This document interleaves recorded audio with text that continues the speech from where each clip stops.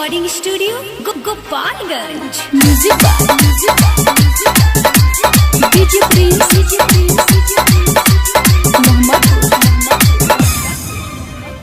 कहेलू बाबा अब होई का होई मानी लो बात तारा होई का होई। कहेलू बाबा अब होई का होई मानी लो बात तारा होई का होई। लेके तू मोला जड़ी कुल्ही पे ए बुची एगो टोटरम काला ए बुची एगो टोटरम काला हाथ फेरना तनी गुली पे। ए बुची एगो टोटरम काला हाथ फेरना तनी गुली पे।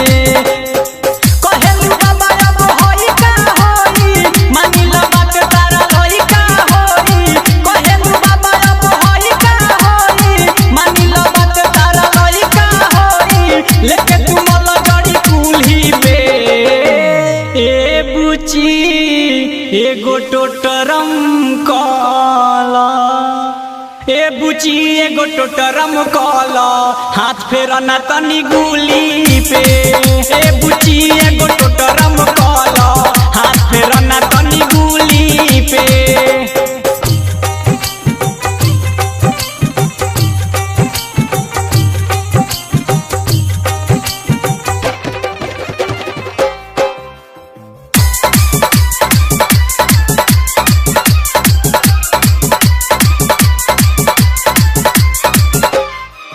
तनी फूलवा चढ़ावो छक पानी के गिरावो।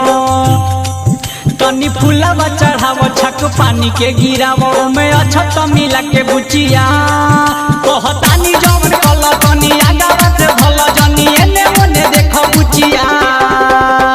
उठे ना रे हम दरदिया तनी को छापे ना पड़ी हरदिया तनी को।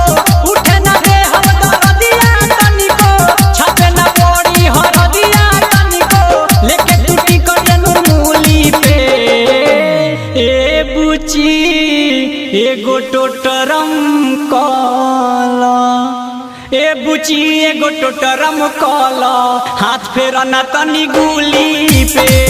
ए बुची एगो टोटरम काला हाथ फेरना तनी गुली पे।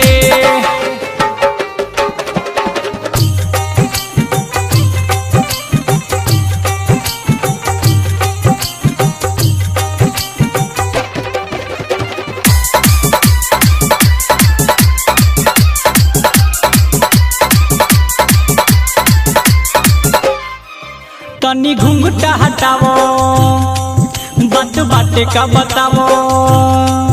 तनी घूंघटा हटावो बात बाटे का बतावो। दूर होई परेशानी बुचिया आवो देह कर टाइट हम नापी तोहर हाइट। चलो सुध कई जाऊ कुटिया राइटर हरे राम सोनू भी आई है।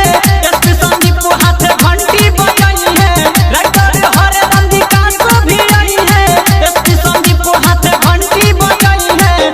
आज ये बरहम बाबा खुली के ए बुची एगो टोटरम काला ए बुची एगो टोटरम काला हाथ फेरना तनी गुली पे। ए बुची एगो टोटरम काला हाथ फेरना तनी गुली पे। अरे ये बात तनी जल्दी करो ध्यान को बैठ के टाइम हो गइल बा।